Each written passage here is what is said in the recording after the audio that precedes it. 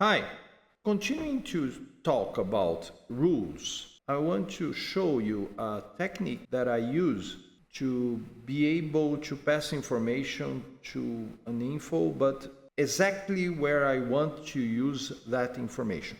I have created this info called apply damage, which will apply damage. It has a damage kind and a damage value.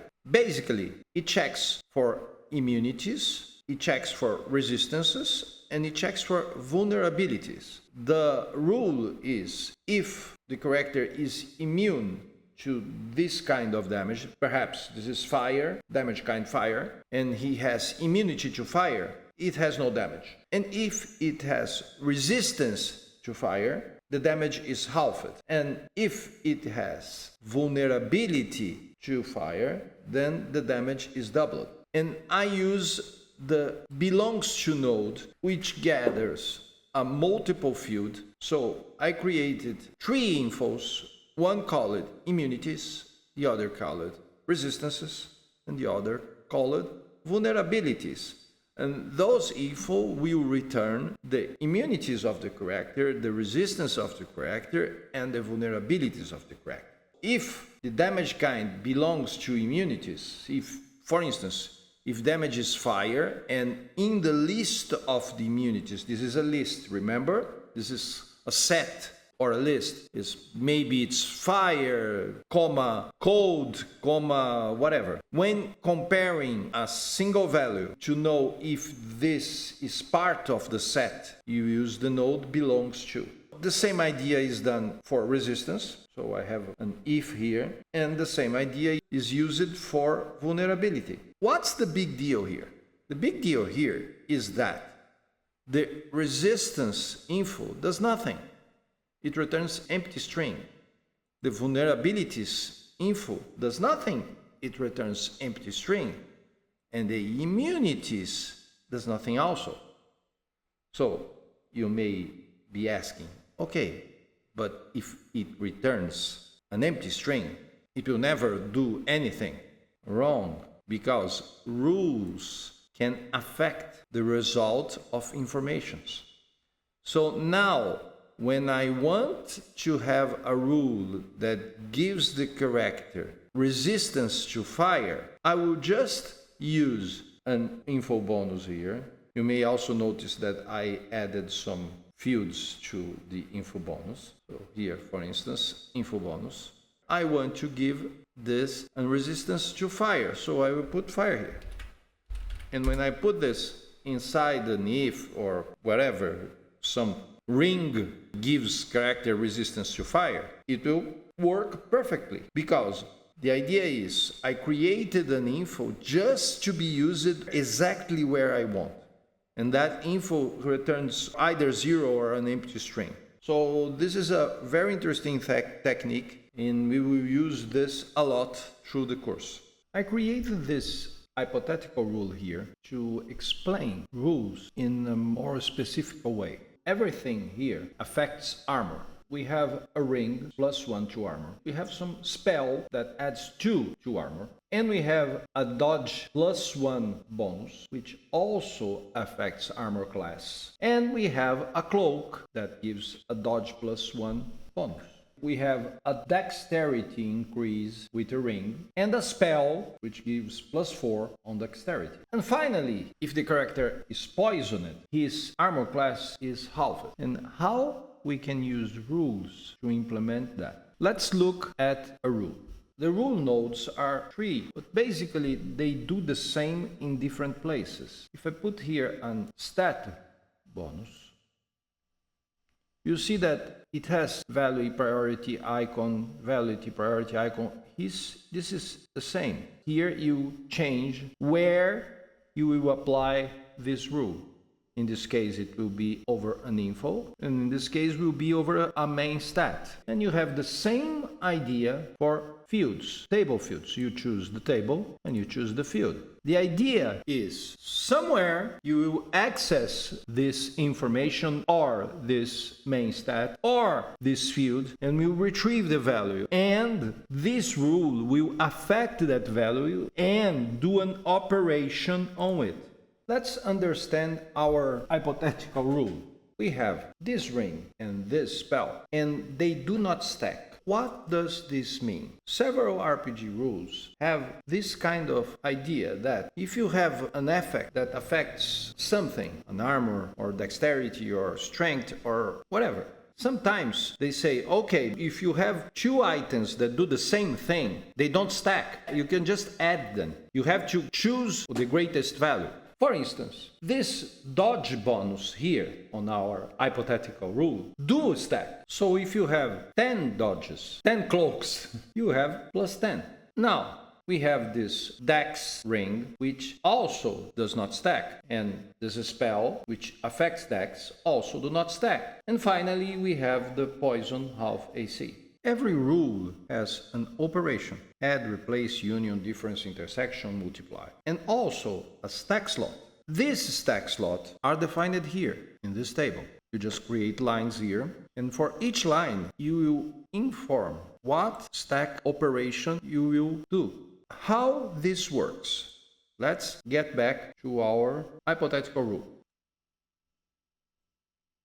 We will create some stack slots here for the operations that we will do. First, let's understand what an operation is. The idea of stack slots is that a stack slots is a kind of a basket. You throw things into the basket, and after that you do an operation in it, and you inform criteria if you wish to add things or to stack things. So in this case, we will have a stack slot armor, for instance, just an example. And this one, no stacks, it's max. I will get the maximum value, which means that I will throw things into the basket and I will get the one who has the greatest value, which is exactly what I want, because I have one ring plus one and one spell plus two. And although they come from different places, so they are different rules, they will be different rules here, they go into the same basket. And that's why this exists. This is the purpose of the stack slot, to create baskets so that you can add or stack or do other things, multiply perhaps, get the minimum value. We will talk about union later. It's about multiple fields. We will create 4. We will create the dodge. And when we create the dodge, we will not use max. We will use add, because we will simply add everything that is thrown into that basket. And we will create dex bonus, and we will create total AC divide, or total AC or AC divide. It doesn't matter, just a name. But it's important that you understand that this has no stack. It doesn't stack. What criteria will do? Imagine that this is a basket. The armor will affect the information armor class. Remember? I can affect whatever I want, an information or a stat or a table field. The dodge will also affect the armor class information, because it will add to the armor class. Now, the dex bonus affect a main stat, dex main stat. Here, instead of choosing an info bonus, you get a stat bonus and choose the dex field, like this. Let's give an example. Like this. We will choose this and the dex field. And now we will change the dex field with the value. Remember, the idea is that you will have one rule for each thing. We will have a rule for rings, a rule for spells, a rule for class enemies, and so on.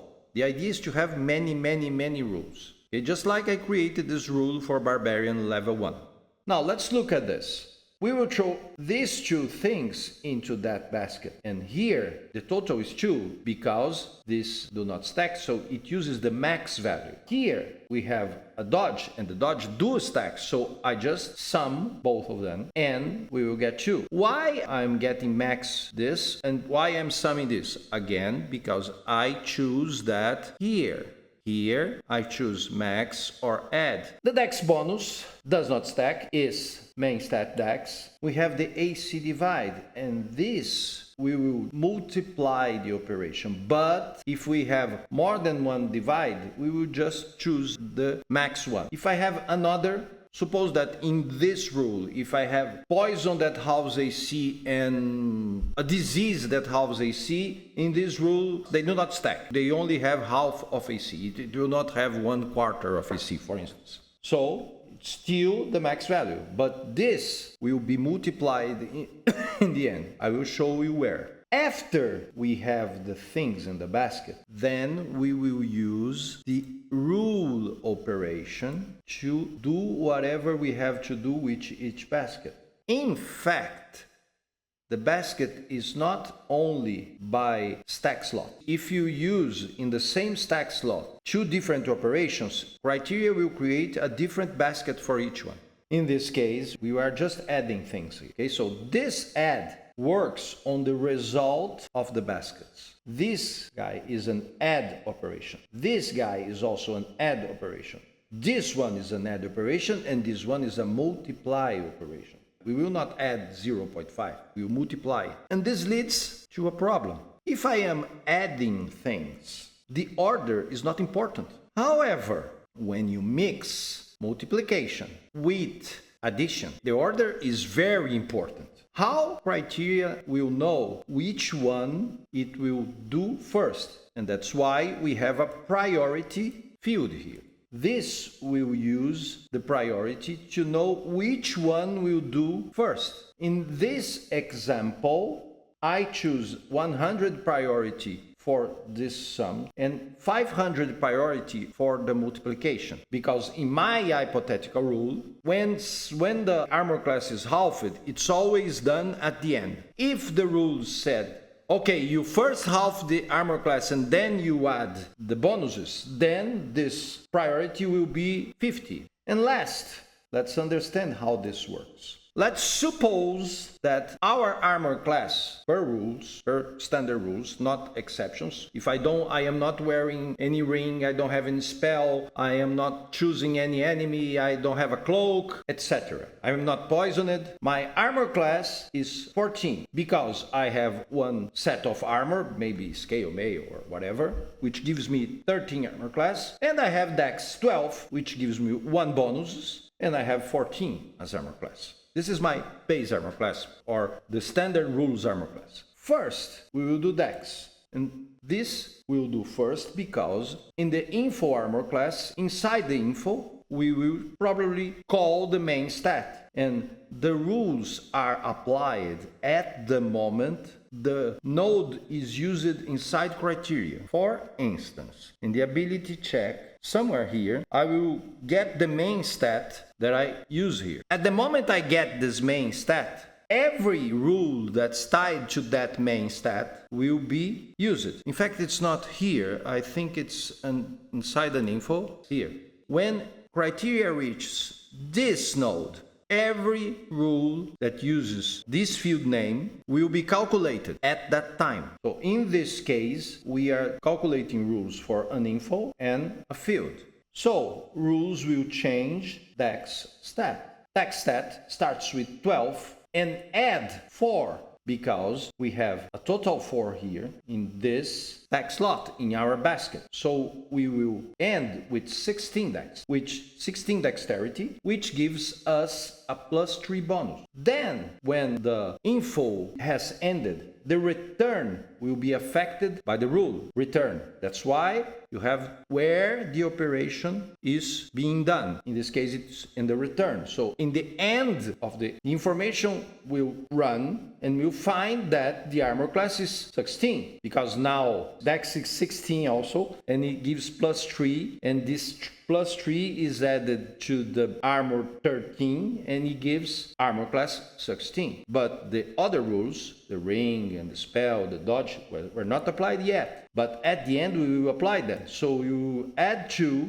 because this armor slot gives 2. Now we get 18. Then we will have this dodge slot that we will add +2, so we get 20. And in the end, because this has 500 priority, it will be multiplied by 0.5, which gives us a final armor class of 10. This is complicated to understand, but it's very simple to apply because you just create a rule, fill the fields, and this is what criteria is doing under the hood for you. When anyone uses the armor class information, it will return 10 with all these exceptions on it. That's why I say that rules are used for exceptions.